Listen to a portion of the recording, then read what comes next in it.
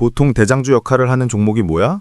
재무, 재료, 차트가 삼박자가 맞아 떨어지는 종목이 보통은 대장주로서 역할을 하는 종목이지.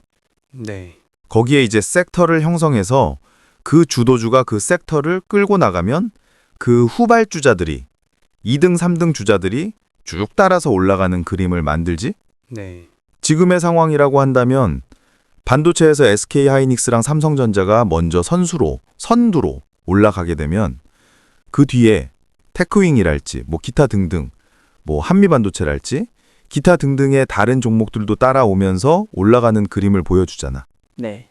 근데 대장주가 아니면 대장주처럼 보이는데 재무가 안 받쳐주면 오늘 같은 경우에도 어제는 대장주가 아니었던 휴림 로봇이 오늘 올랐어. 실시간 조회순위권에 들어왔어. 그치? 네. 나머지 고영이 있긴 한데 고영도 오랜만에 나왔잖아. 네.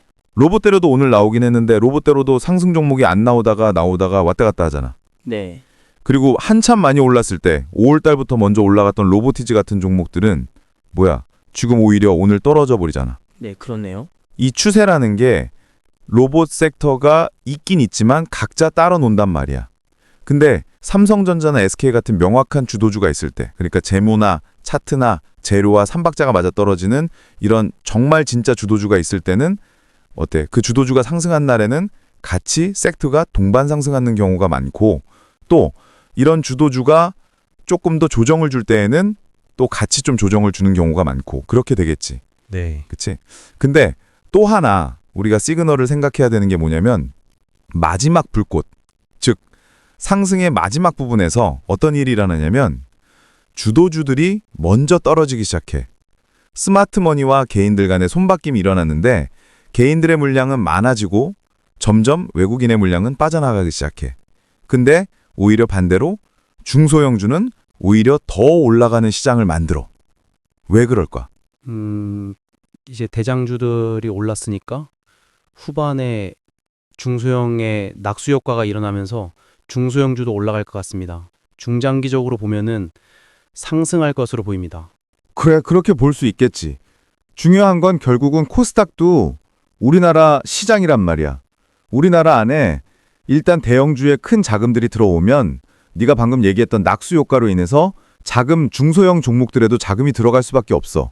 근데 왜 그게 나중에 상승률이 더 클 수가 있냐면 삼성전자 그때 수업에서 봤을 때 호가가 몇 억씩 걸려 있었어? 700억씩 걸려 있어. 오늘 호가창 한번 봐보자. 오늘 삼성전자를 보면 되겠다. 삼성전자 10만형이니까 보기 편하잖아. 그치? 네. 보면 삼성전자 보면 지금 여기만 해도 67억, 40억, 30억, 40억. 이것만 해도 거의 얼마야? 거의 500억이 되겠다. 그치? 네. 그때 근데 거래가 많았을 때는 어땠어? 상승의 한 날은 어땠어? 그땐 700억씩 걸려있는 것도 있었잖아. 맞아요. 그때는 그렇게 많이 걸려 있었어요. 이렇게 700억씩 걸려있는 종목들은 쉽게 얘기해서 700억의 매수세가 나와야 이 한 호가 100원을 올릴 수 있는 거야. 한 호가마다 매도 물량이 찍혀 있잖아. 그치? 네. 그 호가는 100원 단위가 될 수도 있고 휴림으로 못 같은 경우는 10원 단위지? 네, 다르네요. 100원 단위도 있고 10원 단위도 있고 500원 단위도 있고 그래. 다양하게 있어. 근데 중요한 건 한 호가마다 뭐가 있어? 물량들이 있는 거야. 그러니까 100원이 작아 보여도 삼성전자는 물량이 많았을 때에는 700억만큼 돈을 써야 겨우 100원 오를 수 있단 말이야. 오늘 같은 경우에는 60억을 써야 100원밖에 안 올라간단 말이야. 근데 방금 봤던 휴림 로봇 봐보자. 계산 한번 해볼까? 지금 6,330원 곱하기 34,191주. 그러면은 2억 1천만 원밖에 안 돼. 700억과 2억 1천 생각해봐. 그러니까 낙수 효과가 왜 일어날 수밖에 없냐면 어쨌든 시장의 돈은 한 번에 외국인이 빠져나가는 게 아니라 순환매를 만들게 돼 있어. 예를 들어서 삼성전자를 사려고 하는데 가격이 크게 많이 올라가면 매도 물량이 쌓이면서 한 호가에 매도 물량이 많아져. 이걸 호가가 두꺼워진다고 하는데 왜 매도 물량이 많이 쌓이면서 호가가 점점 더 두꺼워질까? 잘 모르겠습니다. 올라가면 올라갈수록 삼성전자가 급등하면 할수록 왜 매도 호가가 더 두꺼워질 수밖에 없을까? 올라가면 가격에 쌀 때부터 사놓은 사람들이 있을 거 아니에요, 그지? 네. 지금 삼성전자를 다 살려고 하니까 신고까지. 그런데 쌀 때부터 삼성전자를 사온 사람들도 있겠지. 가격이 저렴할 때부터 지금까지 사서 신고가가 됐으니까 엄청나게 많은 물량들이 있지 않겠어? 그런데 지금 가지고 있는 사람들이 다 수익이긴 하지만 만약에 이 사람들이 매도세로 전환을 했을 때, 즉 수익을 보고자 하는 사람들이 있다고 한다면 수익 보고 싶은 사람들이 얼마나 많아지겠어, 그치? 이해돼? 네. 근데 그 수익을 보고자 하는 사람들이 싸게 팔고 싶을까, 비싸게 팔고 싶을까? 당연히 비싸게 팔고 싶겠죠. 그치? 그러니까 지금 거래되는 호가에 파는 게 아니라 비싸게 천천히 팔고 싶으니까 현재가 위에 있는 호가에 매도 물량을 막 내놓겠지. 네. 그러면 어때? 매도 물량이 쌓여 있는데 다시 신고가를 만들고 또 신고가를 만들려면 그만큼 돈을 많이 써야 하는 거야. 쌓여 있는 매도 물량을 사고 또 사서 소화시키면서 100원씩을 올려야 하니까. 이해되니? 네, 저번에 호가창 설명할 때 말씀하신 것처럼 매도 호가 물량을 먹으면서 가격을 올리는 거라고 하셨으니까 매도 물량이 많으면 많을수록 가격은 더 올리기가 어려울 것 같아요. 맞아, 그렇겠지. 그러면 매도 후가의 매물들을 소화하면서 올라가려면 어떨까? 점점 상승률이 더뎌질 수밖에 없는 거야. 예를 들면 돌멩이를 하늘로 던지면 쭉 올라가다가 어느 순간에서는 정지를 하겠지. 그치? 그리고 바로 이렇게 떨어지는 게 아니라 한 번 꺾이면서 잠시 멈추는 시점 있다가 어떻게 돼? 한 번에 쭉 떨어지지. 그지? 네. 중력의 법칙이라는 게 그렇잖아. 네. 똑같아. 이것도 물리의 법칙이 적용이 되는 거야. 이 주식도 심리의 법칙, 물리의 법칙이 동일하다고 보면 돼. 자, 그럼 주식도 어떻다? 올라가면 올라갈수록 처음에는 빨리 올라가지만 어느 순간에는 천천히 올라가게 될 거야. 왜? 이제 팔고 싶은 사람이 많아질 테니까. 수익 보고 싶은 사람이 점점 더 많아질 테니까. 그것도 가격이 올라가고 있으니까 비싸게 팔고 싶은 사람들이 많아지면서 매도 물량들이 계속 쌓이기 시작하는 거야. 그렇겠지? 그럼 점점 쌓여있는 매도 물량을 뚫기는 더 힘들어지겠지. 그치? 그럼 이때부터 이제 상승이 여력이 좀 더 느려지면 삼성전자 안 그래도 물량도 많고 워낙 대형주기 때문에 수익이 많이 나오지 않는데 이미 많이 올라가서 수익이 그렇게 많이 안 난다면 이제 세력들은 수급의 돈들은 어떻게 생각할까? 아, 이제 조금 고점이라서 상승률이 좀 낮고 수익도 많이 안 나네? 그럼 내가 이거 700억을 써가지고 올리는 것보다 로보트즈나 휴림로봇 사면 내가 2억만 써도 한 호가 올릴 수 있네. 700억이 뭐야? 여긴 70억만 써도 몇십 프로는 올릴 수 있어. 그치? 지금 2억 걸려 있으니까. 그러면 한 호가 오기는데 700억 쓸래? 아니면은 70억 써서 수십 프로 올릴래? 당연히 70억만 쓰고 수십 프로 먹고 싶겠네요. 그래, 세력도 마찬가지겠지? 주도주가 상승 여력은 약하지만 꾸준히 상승 여력이 유지가 되고 있고, 즉 안 떨어지고 있고 조금씩이라도 올라가고 있다면 나머지 반도체 2등주, 3등주 종목들을 뒤늦게 한 번에 쭉 올려버릴 수 있는 거야. 작은 돈만 쓰고도. 그게 나중에 뒤에서 설명할 코스닥도 마찬가지로 적용이 되는 거야. 과거에 우리나라에서 코스피 지수들이 어떻게 상승해 왔는지를 보면 정확하게 대형주 먼저 올라가고 그 다음 중형주, 대소형주 이런 식으로 올라가는 차트가 만들어져. 그리고 나서 상승 여력을 다하면 같이 떨어지는 거야. 시간차에 의해서. 네. 그렇군요. 그러니까 결국은 코스피 지수가 중장기적으로 상승 추세를 만든다고 하는 것은 뭐야? 결국 코스닥도 상승 추세 안에 있다라고 선생님이 얘기를 하는 것과 똑같은 거야. 다만 이제 그 시간차가 언제 일어날지는 우리가 조금 더 지켜봐야겠지. 그치? 네.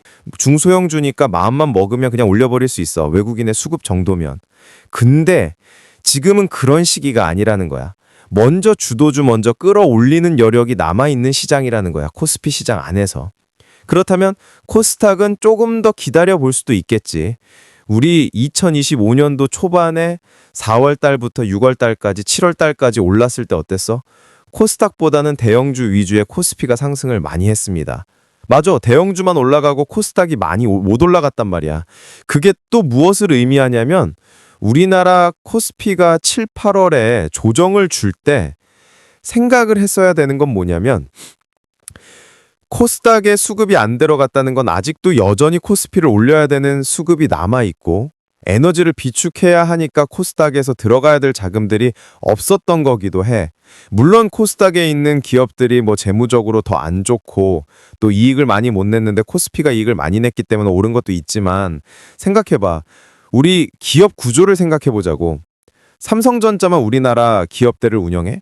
거기 하청주는 업체들이 얼마나 많겠어. 현대차만 해도 유리 따로 만드는 회사들, LED 따로 만드는 회사들, 그 안에 들어가는 전자기기 따로 만드는 회사들 다 하청을 준단 말이야. 근데 가져와서 그 조립품을 완성시키는 완성차를 만들고 현대라는 로고를 박아서 출하시키는 정도란 말이야. 그럼 밑 하청업체들이 많아. 근데 그 하청업체를 뭐 미국에도 준다고 하고 하지만 근데 미국의 하청을 다 맡길 수만은 없단 말이야. 물론 과거보다 미국에 많이 주는 물량이 있겠지만 다 맡길 수는 없다는 거지. 그 와중에 살아남는 기업들이 있겠지. 그지? 그러면 그 살아나는 기업들이 어떨까?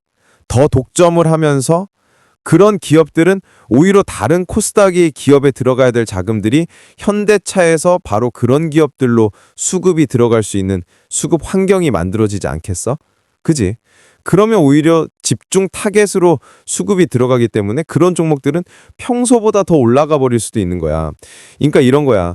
코스닥에 들어갈 수 있는 돈이 한정돼 있어. 예를 들어 하청업체들이 많아서 100개라고 한다면 100개 정도가 다 재무가 좋고 고만고만해서 100개 기업의 수급이 나눠서 들어간다고 해보자.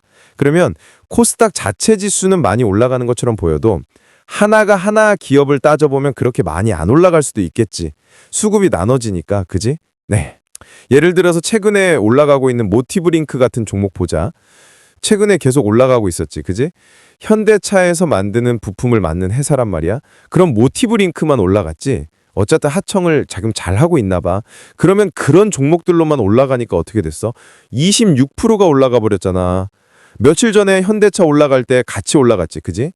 현대차가 8% 올라갔을 때 모티브링크는 20% 올라갔단 말이야. 다른 코스닥 종목들 안 보였잖아. 그지? 이렇게 될 수도 있는 거야. 미국에 납품하고 관세 안 내려고 하고 관세 먹이면 우리나라 원자재 들어오면서 또 비싸지고 하니까 자동차 부품업체들 어렵고 그건 맞아. 그게 틀렸단 말이 아니라 결국 그럼에도 불구하고 살아남는 하청업체들, 코스닥 기업들이 있을 거란 말이야. 그리고 이미 우리나라에 많은 코스피의 수급이 들어왔잖아. 그지? 그 수급이 흐르고 흘러서 유통 순환매로 순환이 돼서 또 돈을 벌어가야 되기 때문에 외국인과 기관도 단순하게 몇 프로 벌려고 우리나라에 온 게 아니야. 자, 생각해봐. 외국인이 우리나라에 투자를 했어. 어떤 리스크를 감당해야 돼? 환율이라는 리스크를 감당해야 돼. 그치? 그리고 우리나라 돈은 다른 나라에서 쓰지도 못하잖아. 그지? 네, 맞습니다. 외국인들이 환전해서 우리나라에 투자했다는 것은 우리나라 기업의 건전성과 미래 지향성을 보고 투자를 하는 거란 말이야. 그러면 외국인이 그렇게 환전에 대한 리스크, 환율에 대한 리스크를 안고 우리나라 코리아 디스카운트, 남북이 분단돼서 전쟁이 일어날 수도 있고 우리나라 원화를 다른 나라 돈으로 쓸 수도 없는 그런 시장, 우리나라 시장에 들어왔다는 건 그냥 단순하게 1, 2% 보려고 온 게 아니란 말이야.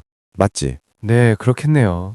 그래서 일단 대형 자금을 소화시킬 수 있는 대형주 위주에 먼저 자금을 담아놓고 거기서 나온 수익률이나 자금들이나 배당이나 이런 것들을 통해서 2억만 투자해도 바로 한 호가 올릴 수 있는 중소형주에도 돈이 흐르지 않는다는 거야. 모티브링크도 호가 한번 봐볼까? 이것도 10원 단위지. 지금 여기 얼마 걸리는지 봐보자. 지금 가격이 1,509조 곱하기 11,074원. 자, 1,600만 원밖에 안 돼. 1,600만 원만 쓰면 여기 한 호가 올릴 수 있다니까? 여기까지 얼마? 거의 없잖아. 여기는 1,700만 원이고, 그지? 이런 종목은 3, 400억 있으면 그냥 여기 상한가 만들어버리겠는데 지금? 여기서 1억 시정가로 사버리잖아. 여기서 쭉 올라가겠다. 그지? 네, 그렇네요. 요즘 대형주 위주로 대형 자금이 매일 몇 조씩 거래대금에 터지잖아. 삼성전자 4조, 5조. 그치. SK하이닉스도 마찬가지 3, 4조 막 이렇게 나오고 두산 에너빌리티도 3, 4조씩 터지잖아. 그게 뭐야? 그만큼 샀다라는 거 아니야. 그치? 사고 파는 거래대금이니까 반만이라고 쳐도 1조 이상을 산 거야. 그렇게 자금을 담을 수 있는 풀이 큰 종목, 안정적인 주도주에 일단 돈을 환전시켜서 투자해놓고 거기서 나온 수익률 혹은 배당 아니면 조금 빼서 운용을 하든 이런 식으로 해서 어때? 여기서 1억 쓰면은 바로바로 호가 다 뚫려버린다니까. 그렇게 순환매를 만드는 거야. 예를 들어 중소형주에서 순매수로 한 100억 써서 20% 정도 벌었다 치자. 모티브링크 20% 수익이 났으니까 100억 투자해가지고 120억 된 거잖아. 완전 돈 복사야. 그게 바로 순환매라는 거야. 근데 이제 상승장이 끝나갈 쯤면 어떻다고?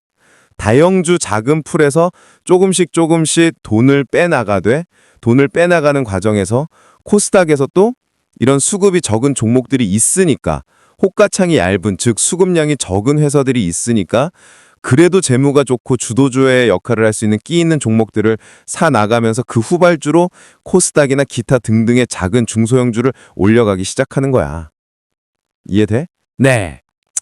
그래서 중요한 건 일단 외국인과 기관의 대형 자금이 우리나라에 쏟아지고 있다라는 건 단순히 대형주만 가지고 끝나진 않을 것이라는 것을 과거 역사적으로 지금까지 보여주고 있고, 또 하나 4월부터 7월까지의 1차 상승 구간에서 대형주 위주로만 올라갔다라는 것은 그때 의미하는 바는 뭐다? 아직 외국인의 자금이 대형주를 더 끌어올리고 그 이후에 코스닥을 올릴 가능성이 높기 때문에 지금 이 지점은 잠시 조정을 주는 구간이지 여기서 떨어지기는 힘들 거라고 우리가 어느 정도 예상을 해볼 수 있었던 거야. 그렇기 때문에 선생님이 그때 7, 8월에도 계속 SK 하이닉스 얘기하고 두산 에너빌리티 얘기하고 지속적으로 얘기했었잖아. 네. 지금 SK 하이닉스가 올라간다는 걸 선생님이 맞춘 게 아니라 어떻게 보면 그게 상식이란 말이야. 자금이 막 몇 조씩을 들어왔는데 그게 한 번에 외국인이 나가려고 들어온 돈이 아니란 말이야. 한 2달 투자하려고 들어온 돈이 아니라는 거지.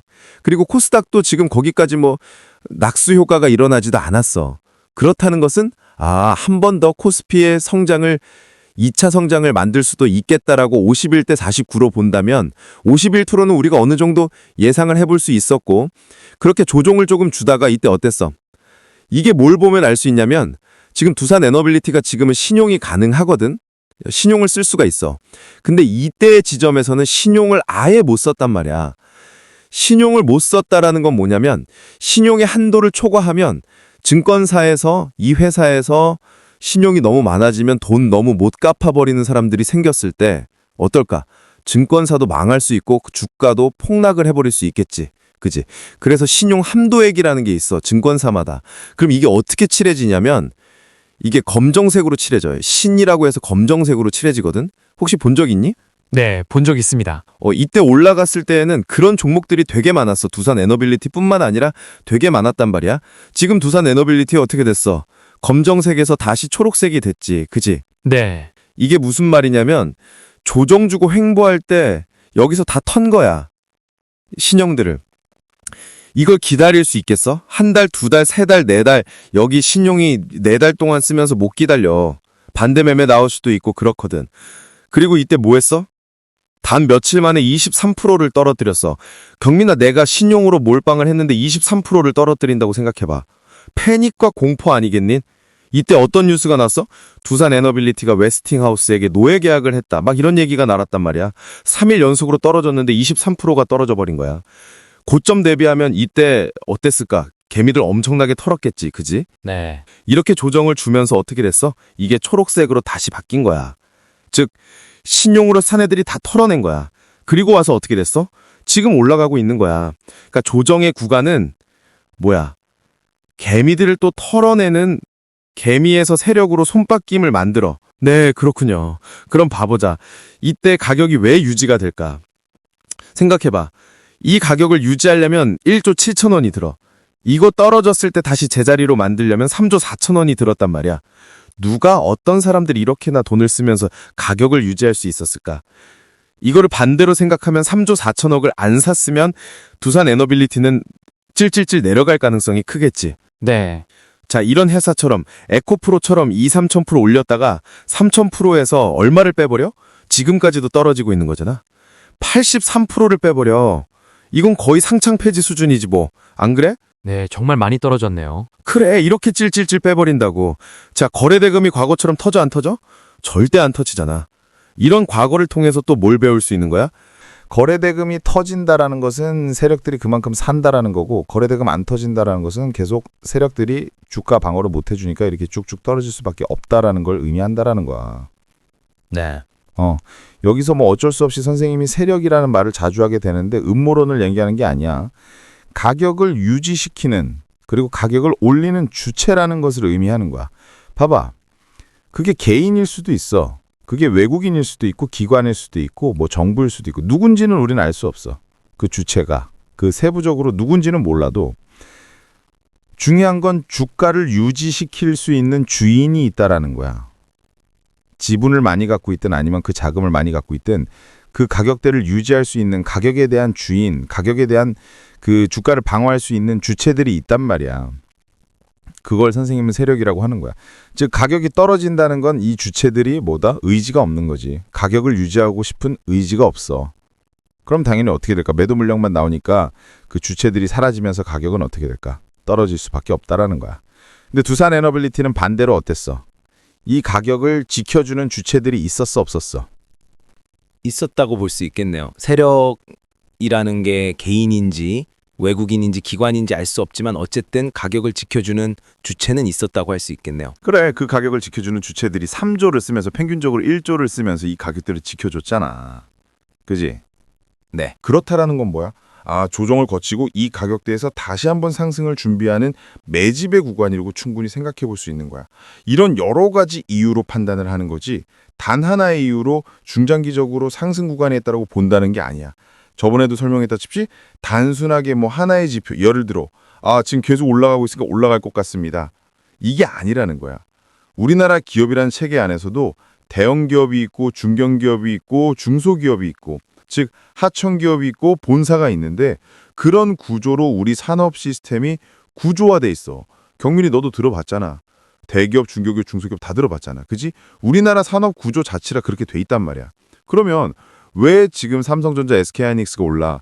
매출이 잘 나오고 테슬라랑 계약하고 앞으로 2나노 공정, 3나노 공정으로 막 기술 개발을 하고 있고 그 기술 개발하면서 삼성전자가 모두 다 할 수 없기 때문에 필요한 일들은 하청을 주게 될 것이고 영업이든 뭐든 그러면 또 거기에 따른 낙수 효과가 산업 전반에도 일어날 것인데 가격적인 측면에서도 어떻다?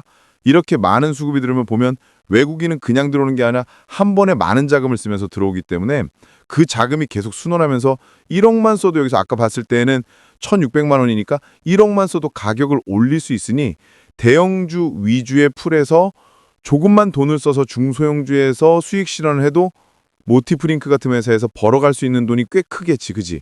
네, 그럴 것 같습니다.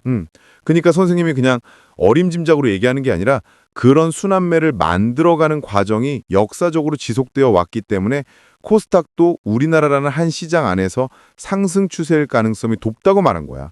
비록 시간차는 있을 수 있겠지만. 네, 그렇군요. 그런데 지금은 여러 이유로 코스피 위주로 그 코스피 중에서도 대형주 중에 대형주 누구나 알만한 기업들만 올랐어. 그지?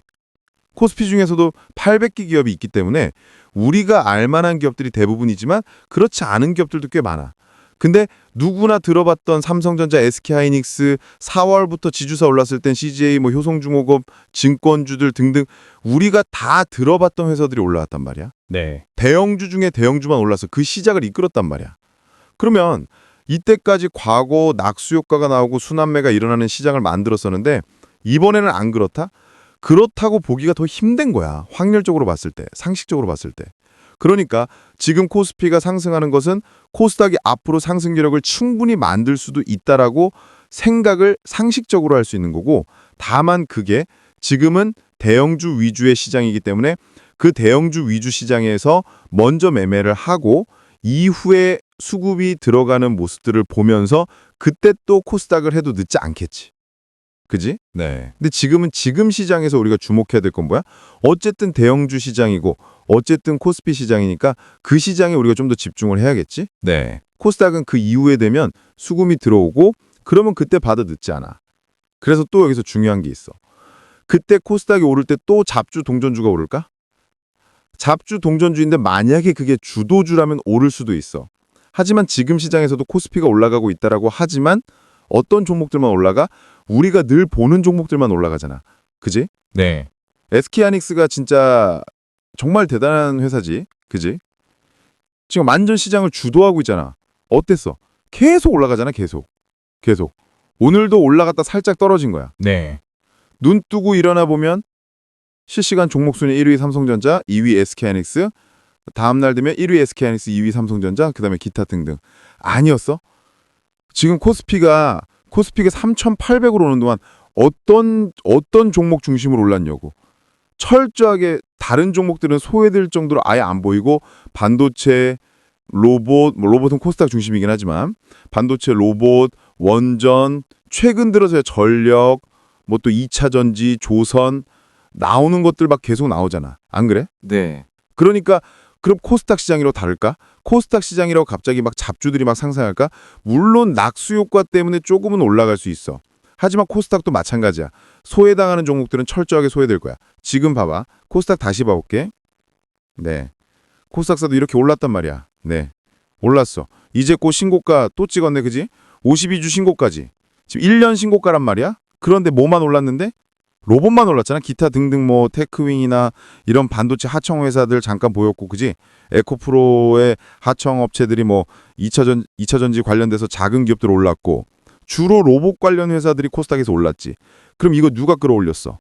로봇이 끌어올린 거야? 다른 회사들이 올렸어? 코스닥이 올라갈 때도 마찬가지인 거야. 그러니까 우리는 그래서 항상 뭐에 집중을 해야 돼? 코스닥 시장이 와도 주도주에 집중해야 될 것 같습니다. 그래. 그래서 코스닥 시장이든 그게 코스피 시장이든 상관이 없어. 바뀌는 거 없다라는 거야. 코스닥이 올라가든 코스피가 올라가든 어떤 시장에서든 우리는 결국 주도주를 해야 된다라는 거야. 주도주 위주로 거래를 하면 코스닥이 올라가든 코스피가 올라가든 사실상은 상관없어. 근데 왜 코스닥과 코스피 지수를 볼까? 어떤 시장에서의 포트폴리오 전략을 세워야 될지, 매매 전략을 세워야 될지가 조금씩 다르기 때문이야. 지금 같은 대형주 시장에서는 큰 수익을 내기가 힘들어. 그지? 근데 반대로 뭐야? 물량을 많이 쓸 수 있다고 했지, 그지? 그러니까 천천히 분할 매수가 가능할 수 있는 거야. 이해돼? 네. 그러니까 물량을 쓸 수 있다라는 건 뭐야? 천천히 매집을 하더라도 천천히 바라본다고 하더라도 중장기로 봤을 때는 상승을 만들어내기 때문에 그 물량을 차근차근 실어나갈 수 있는데 반대로 뭐야? 코스닥은 변동성이 크단 말이야. 한 호가에 매각 몇 천만 원밖에 안 걸려있기 때문에 1억만 쓰면 올릴 수 있는 거지. 그럼 반대로는 뭐야? 1억만 팔아버리면 또 변동성이 굉장히 클 수 있어. 그지? 그러니까 코스닥 기업들은 정말 재무 구조가 탄탄해서 모아갈 수 있는 기업들도 있어야겠지만 대부분 어떻다? 모아나가기보다는 종가 베팅이나 장중 매매나 이런 식으로 해서 그렇게 물량이 털렸을 때마다 투매가 나올 때마다 빠르게 손절할 수 있거나 아니면 투매가 나오기 전에 급상승할 때 덜어낼 수 있는 그런 매매에 대한 것들을 더 집중해 나가야겠지. 그런 전략적으로 좀 다를 수 있다고. 그렇기 때문에 시장을 보는 거지. 코스닥 위주로 올라가는 시장이든 코스피로 올라가는 시장이든 주도주라는 하나의 카테고리 중심은 바뀌지 않는다라는 거야. 그 중심은 절대 바꿀 수 없다라는 거야. 그럼 이제 내가 생각을 해봐야지. 내가 산 기업이 동전주고 잡주인데 그럼에도 불구하고 지금 시장을 주도하고 있는 주도 섹터일 가능성이 높다면 가져가도 되겠지. 하지만 뭐야? 내가 가지고 있는 동전주 잡주가 지금 시장을 주도하는 주도 섹터가 아니야. 그럼 어떻게 해야겠어? 지금 과감하게 그걸 처분하고서라도 지금 시장에서 주도를 하고 있는 주도주에 조금 더 집중을 하고 하는 것이 오히려 나중을 봤을 땐 더 좋을 수도 있겠지. 그리고 내가 매매를 공부하는 과정에서는 훨씬 더 도움이 되지 않을까? 네, 제 원칙을 만들어 나가고 매매 트레이딩 철학을 쌓아가는데 그게도 훨씬 더 좋을 수 있을 것 같습니다. 그래, 맞아. 그러니까 동전주를 잡주를 가지고 있거나 팔거나 하는 건 본인이 판단의 몫이기 때문에 내가 뭐라고 할 수는 없지만 중요한 건 스스로가 알 거야. 내가 주도주를 매매하려고 샀는지 아니면 그냥 산 건지. 그건 이제 스스로가 알 수밖에 없겠지. 네. 그런 것들을 보고 판단을 하면 되고 코스닥 시장이 올라가든 코스피 시장이 올라가든 중요한 건 주도주를 기속적으로 우리 모니터링하고 어떤 것이 대장주 역할을 하고 있는지를 끊임없이 공부하는 것이 시장에서의 가장 중요한 공부법이고 특히 트레이딩을 하는 사람들은 더더욱 그렇겠지. 장기 투자도 마찬가지고. 네. 그래. 더 하면 너무 길어질 것 같으니까 이 편으로 실제 지수 차트의 역사를 보면서 어떻게 순환매가 일어났는지 보여주도록 할게. 그걸 보면 앞으로의 시장도 어느 정도 예상해 볼 수 있을 거야. 네, 실제 지표를 보면 더 잘 이해가 될 것 같네요. 그래. 그러면 다음 시간에 보자. 우리는 단순히 종목을 고르는 게 아니라 자본주의를 이해하는 길을 걷고 있습니다. 구독하고 함께 투자 문화를 바꿔가요.